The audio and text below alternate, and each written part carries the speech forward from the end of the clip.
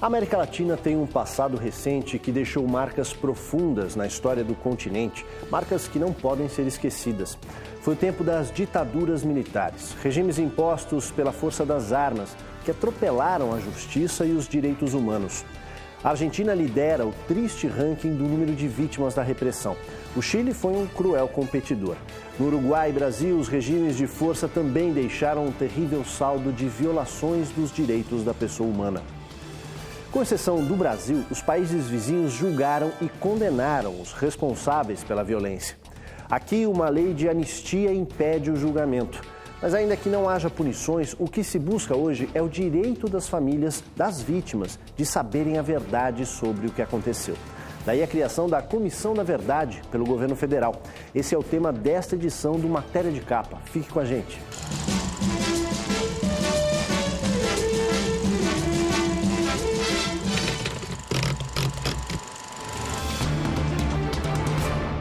No ano de 1964, os militares deram um golpe de Estado e implantaram uma ditadura que se estendeu por 21 anos, até 1985. Hoje, mais de 2 décadas depois, o assunto ainda divide opiniões e volta a ser discutido diante da instalação da Comissão da Verdade. Por decisão do Congresso Nacional, a comissão vai investigar os crimes ocorridos durante os anos de chumbo, que ainda permanecem obscuros. Missão que tem acirrado os ânimos nos bastidores do poder. São 7 nomes com uma missão espinhosa. Caberá aos integrantes da Comissão da Verdade investigar a história recente do país. Um período marcado pela cassação de direitos, pela perseguição política e a tortura. Os 21 anos da ditadura militar e suas consequências. Em 1977, o deputado da oposição, Alencar Furtado, foi à televisão e fez um discurso em prol dos direitos humanos. Denunciou prisões arbitrárias e desaparecimentos. Alencar justificou suas palavras da seguinte forma: para que não haja lares em prantos, filhos órfãos de pais vivos, quem sabe, mortos talvez. Os órfãos do talvez e do quem sabe. O governo militar reagiu com a truculência de sempre e cassou o mandato do deputado. Mas hoje, 35 anos depois, as questões levantadas por ele ainda permanecem sem resposta. O que horroriza e o que transforma a tortura, a execução extrajudicial, enfim, a desaparição como os crimes mais graves, é exatamente que eles eram agentes do Estado. Eles deveriam prender as pessoas, claro, e muitos fizeram isso.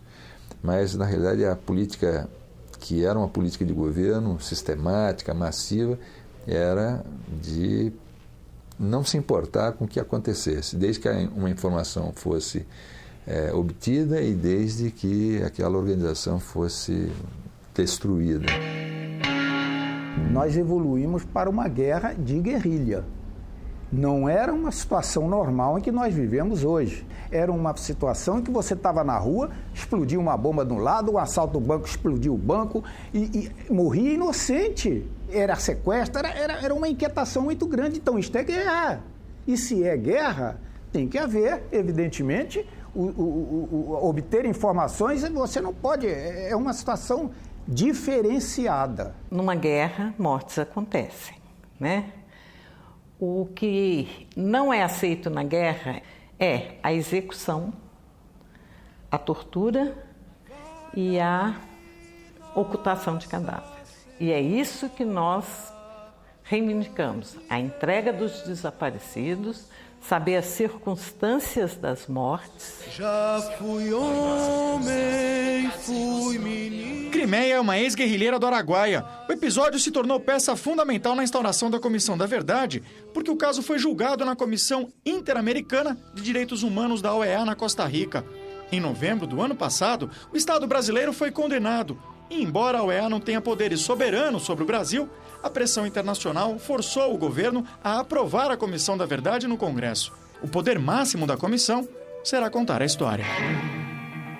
Desvenda para a sociedade as estruturas da repressão, como aquilo aconteceu, os sistemas que permearam aquilo, as estruturas de poder que foram mobilizadas e como foram mobilizadas, quem financiou, como financiou, esse sistema que aterrorizou o Estado. É importante que a juventude lembre isso.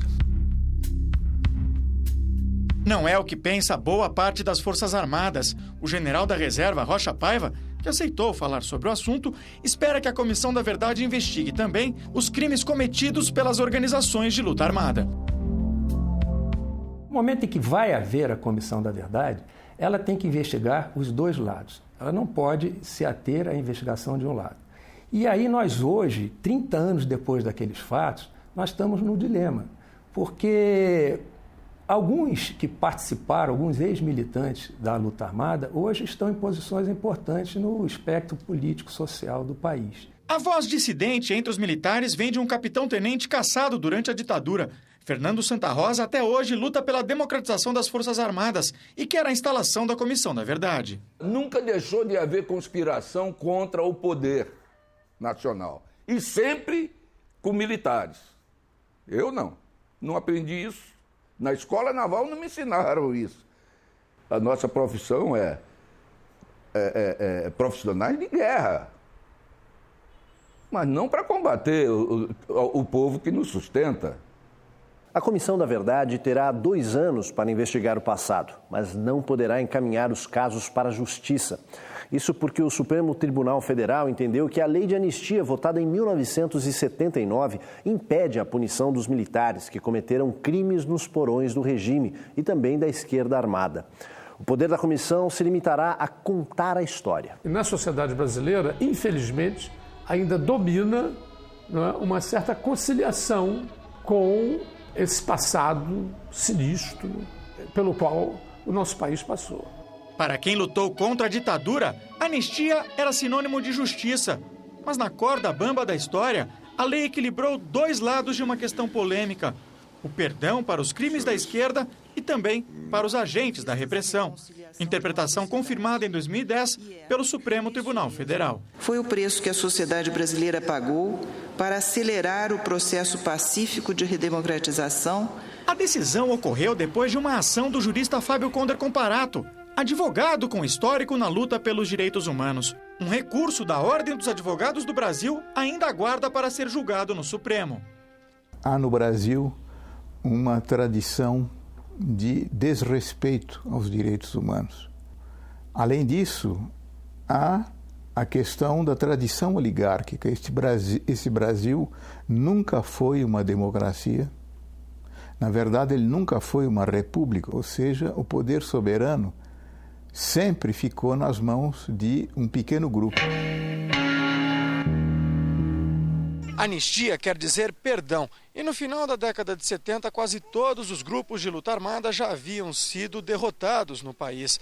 No entanto, restavam muitas pessoas presas e milhares de exilados. A repressão acabou por viabilizar um antigo desejo dos grupos mais moderados: uma anistia aos presos políticos. Foi um processo que ganhou as ruas. A ideia inicial era uma anistia ampla, geral e irrestrita. Mas o projeto de lei aprovado por imposição do governo militar só permitiu a libertação de cerca de 40 presos políticos que ainda não haviam sido condenados pela justiça.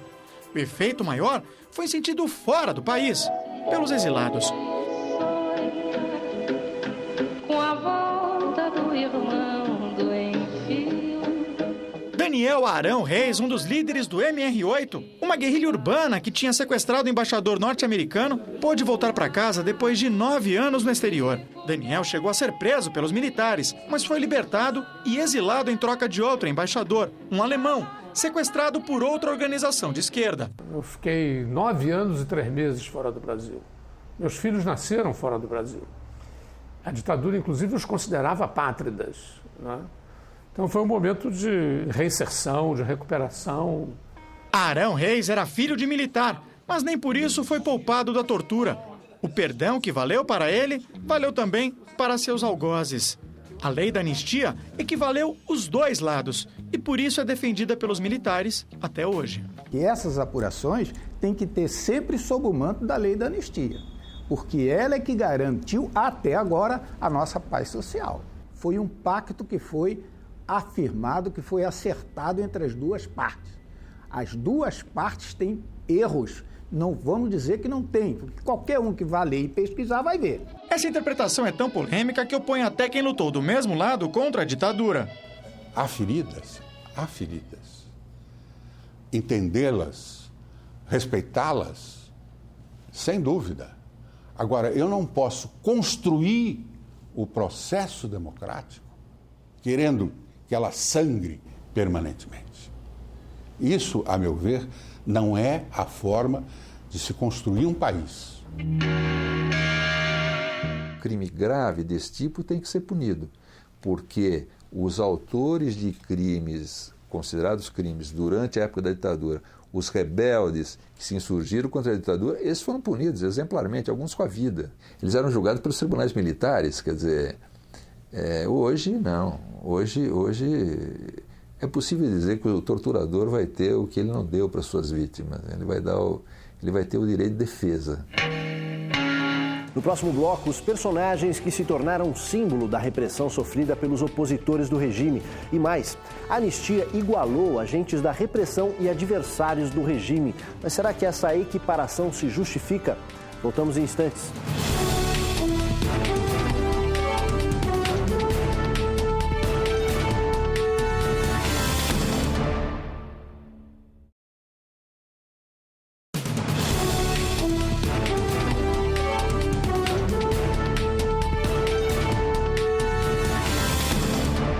Durante os anos de chumbo, os grupos que se envolveram na luta armada praticaram assaltos, sequestros ou atentados com explosivos.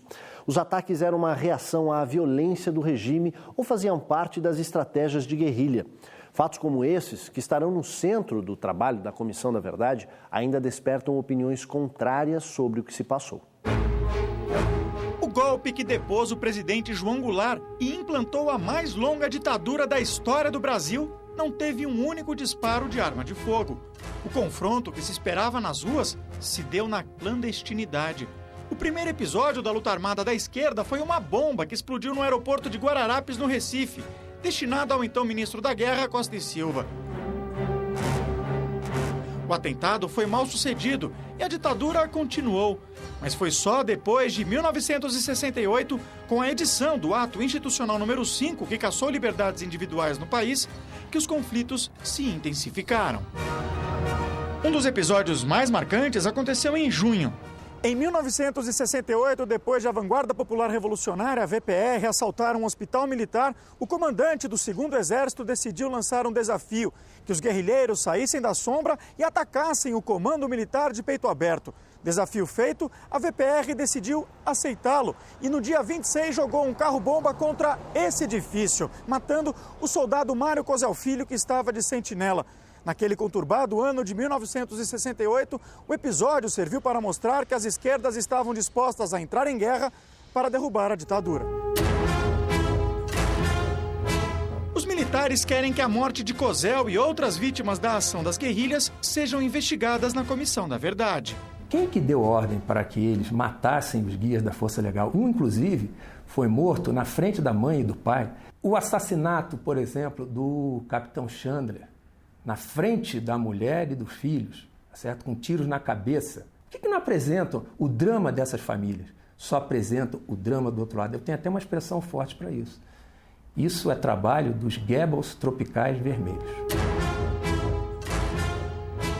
Nós nunca fizemos nada que fizesse tortura. Se disser, eu discuto, isso é mentira. O meio armado pode ser até discutível, mas a ação era absolutamente legítima, porque a gente estava lutando contra um Estado usurpado, com torturas, assassinatos, que absolutamente não é uma coisa que você possa aceitar. Quem debate com o general Rocha Paiva é Ivan Seixas, um soldado da esquerda. Ele militava no movimento revolucionário Tiradentes na época da ditadura. Pegou em armas para assaltar uma fábrica na zona norte de São Paulo. Na época, tinha 17 anos. Foi duramente torturado na sede da Operação Bandeirante, a OBAN, um sistema de repressão paralelo dos militares, financiado por empresários paulistas. E foi tão violento que a algema que ligava o meu pulso ao pulso do meu pai se partiu. Então nós fomos separados literalmente na porrada. Depois nós fomos levados para para a sala de tortura, eu no pau de arara, meu pai na cadeira do dragão.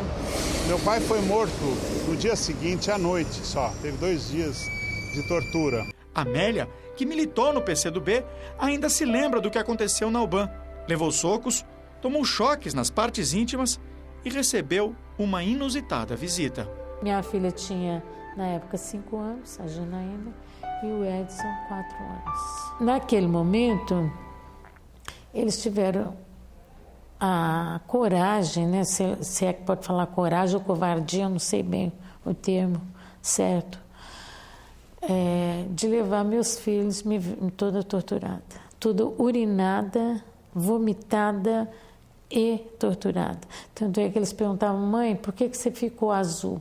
Foi aí que eu me dei conta de que toda aquela tortura tinha me feito mudar de cor. Era uma política de Estado, né? Comprometendo do presidente da República ao ministro do Exército, né? Uma cadeia de comando que ordenava a tortura. É proibido falar aqui. Só quem fala aqui sou eu. Existe um exagero na transmissão dessa ideia de que era uma política de Estado. Eu não digo que o Exército tenha lançado mão do expediente de tortura, tá certo? Existem agentes do Estado que o fizeram. Ato público está proibido, não admitimos passeata nem comício. Está todo mundo preso. Agora, tortura houve antes do regime militar, houve durante o regime militar, houve depois do regime militar, está havendo agora. Querer resolver o problema com o foco num período da história do Brasil não resolve o problema. Isso é revanchismo. Não tem como a gente virar a página da história. Nós vamos ficar nessa página ensanguentada, ferida, cheia de feridas abertas o tempo todo. E nós temos que ir para frente. Agora, para ir para frente, nós temos que resolver os impasses que estão aqui hoje. Não foram só os guerrilheiros que sofreram torturas ou morreram nos porões da ditadura. Gente que nunca pegou em armas também enfrentou a dura repressão. Alguns personagens acabaram se tornando símbolo da violência cometida naqueles tempos.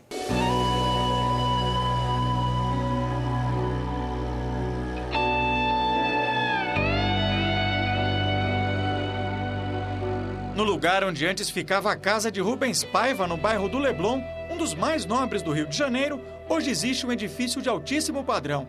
Quase nada lembra uma das histórias mais obscuras do tempo da ditadura militar. No dia 20 de janeiro de 1971, oficiais da Aeronáutica entraram na casa do ex-deputado e levaram Rubens Paiva sem dizer o motivo. Ele não tinha cometido nenhum crime, nem fazia parte de organizações armadas da esquerda.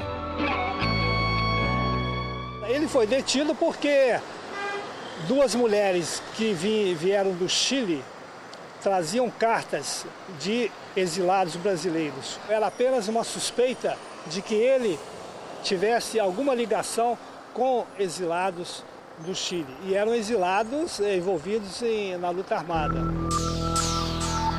A última vez que se viu Rubens Paiva com vida, ele estava nesse quartel. Aqui funcionava o DOI, o Destacamento de Operações de Informações, um dos principais instrumentos de repressão da ditadura. Um local onde muitos presos políticos foram torturados. Considerando o temperamento dele, que era notoriamente uma pessoa que não gostava de levar desaforo para casa, que realmente sentia assim injustiçado, inclusive, por ter sido caçado prematuramente. Então, em vista disso, os torturadores certamente devem ter aumentado a dose, né, de procedimentos, de torturas, e isso tenha levado à morte, sem dúvida nenhuma. Vera, a filha de Rubens Paiva, tinha 16 anos na época em que o pai foi levado pelos militares. Até hoje, ela não conhece o destino de seu pai. Pra gente, um pouco, era a sensação de não ter o que responder quando perguntava, mas o seu pai morreu? Né? Morreu. Onde ele está? Né? E de não poder, nos anos 70, com certeza era perigoso dizer, não, ele foi preso e a gente não sabe dele, né? E de, em algum momento, como nós já dissemos, ter que decidir que ele provavelmente não voltaria mais. E isso é bem dolorido, né? No total, durante o período da ditadura militar, 339 pessoas simplesmente desapareceram quando estavam em poder do Estado. Boa parte delas foi enterrada em valas comuns aqui no cemitério de Perus, na zona oeste de São Paulo. São casos que, a exemplo de Rubens Paiva, permanecem obscuros até hoje, cujo único rastro é a dor das famílias que não puderam velar seus mortos. Paulo Cesarendo é psicólogo. Ele fez um laudo sobre os traumas enfrentados por familiares de desaparecidos políticos. O trabalho foi apresentado na Corte de Direitos Humanos da OEA. É um caso típico nesse sentido, quer dizer, é retirado dessas pessoas a possibilidade de conviver de uma maneira mais ou menos confortável e até mesmo de sentir saudade, que é um elemento primário nas nossas relações com as coisas que perdemos ou com as coisas que não teremos mais. Então, quando, vamos dizer assim, o Estado nega a essas pessoas essa possibilidade, né, ele está atuando decisivamente para impedir qualquer tipo de aceitação desses fatos ocorridos. Lia Martins é filha de guerrilheiros do Araguaia. Aos 7 meses de idade, ela foi sequestrada pelos militares e entregue à adoção depois de os pais serem mortos pelas tropas do Major Curió. Lia desconhecia sua própria história até o dia em que leu uma reportagem no Diário do Pará e seguiu as pistas. A história de Lia é de um período em que a justiça era feita longe dos tribunais. Me foi tirada uma vida. Eu teria tido outra vida, outras coisas. Eu teria tido outras experiências que me foram tiradas, me foram roubadas. Se eu não tivesse tido a sorte de ter conhecido, de ter sido acolhida pela família Martins, eu poderia ter ido para um orfanato. O que será que teria acontecido comigo? E as outras crianças? Eu olho para minha filha de 5 meses, só de imaginar alguém tirando ela dos meus braços, eu fico desesperada. Imagina a minha mãe, imagina a mãe das outras crianças.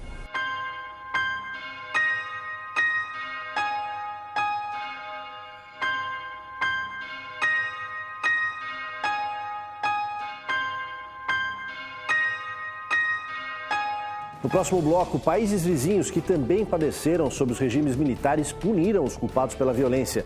E mais, general que comandou a ditadura argentina admite que entre 7 e 8 mil pessoas morreram vítimas da repressão. A gente volta já.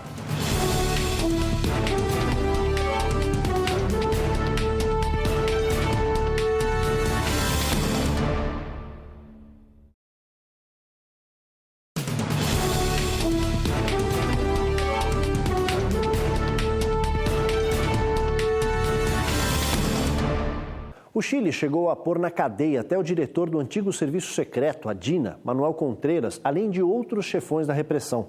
O Uruguai também colocou atrás das grades os homens que comandaram a violência. O Peru revogou a anistia e puniu os culpados. E a Argentina seguiu pelo mesmo caminho, não deixando os crimes sem punição. Às margens do Rio da Prata, jazem milhares de mortos políticos. Embora não haja corpos, os nomes estão todos escritos nesses muros, uma maneira de homenagear aqueles que desapareceram durante o regime militar na Argentina. O local não foi escolhido por acaso. Muitas pessoas foram arremessadas ao rio de aviões militares nos chamados voos da morte. Hoje o Parque da Memória é um local de aprendizado.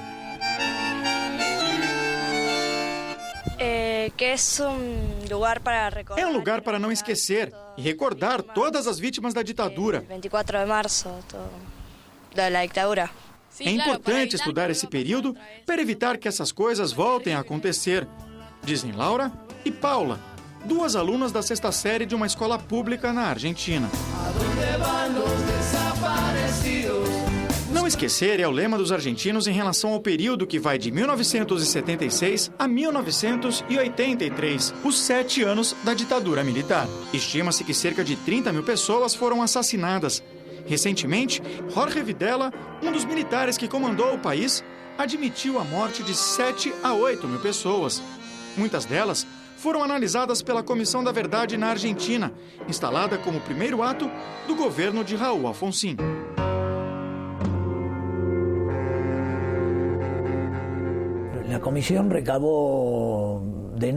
A comissão elencou denúncias sobre 8.700 desaparições. Com o correr do tempo, pôde identificar o funcionamento de 370 centros de detenção clandestinos e pudemos individualizar ao redor de 1.700 pessoas, entre militares, policiais e até médicos que participaram ativamente nesses episódios de repressão, explica Daniel Salvador, ex-secretário da CONADEP, como a comissão foi chamada.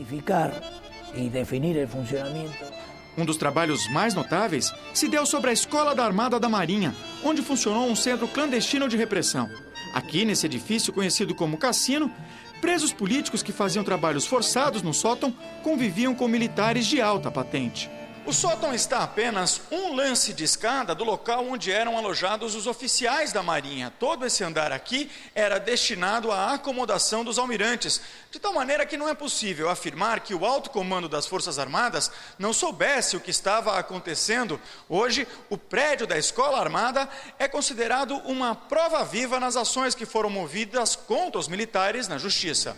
A historiadora Samantha Cassareto conta que o prédio foi modificado em 1979, pouco antes de uma visita de uma comissão de direitos humanos da OEA. A intenção era desmontar os testemunhos de que na Escola da Armada se praticava torturas e execuções. O que eles faziam era apagar as pegadas do aparato repressivo.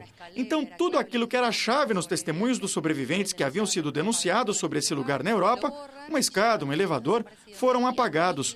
Os militares levaram os desaparecidos daqui para uma ilha da Igreja Católica chamada O Silêncio, e ali permaneceram até que a OEA se retirasse do país. Ela explica. Provas periciais mostraram que ali era de fato o lugar descrito pelos poucos sobreviventes da Escola da Armada. Muitos processos foram instalados. Até agora, mais de 500 pessoas, entre militares, policiais e colaboradores da ditadura, foram condenados. Uma das linhas de ação da Justiça foi a punição para pessoas que adotaram crianças que eram filhos de desaparecidos políticos. Crime denunciado desde o início do regime pelas avós da Praça de Maio. Graças ao trabalho das abuelas, como são chamadas, 105 netos de desaparecidos foram identificados. Rosa achou o neto depois de 31 anos de busca. Minha relação com o meu neto hoje é uma boa relação, que vai se construindo aos poucos. Mas eu continuo querendo saber o que aconteceu com a minha filha, diz Rosa, com a determinação de quem ainda não desistiu de investigar o passado. Memória que o vencedor do Prêmio Nobel da Paz em 1980, Adolfo Pérez Esquivel, usa como argumento para se dirigir às Forças Armadas brasileiras. Hay que tener coraje para reconocer los errores cometidos. É preciso ter coragem para reconhecer os erros cometidos e coragem para poder superá-los, para poder ser parte integral do povo. Não creio que se possa construir nenhum projeto de país sem as Forças Armadas. As Forças Armadas têm que ter presença, mas tem que ser uma presença ativa, a serviço do povo, não em contrário dele. Eu creio que isso seria o melhor que poderiam fazer ao povo do Brasil, diz o Prêmio Nobel da Paz. Al servicio de su pueblo, no en contra de su pueblo.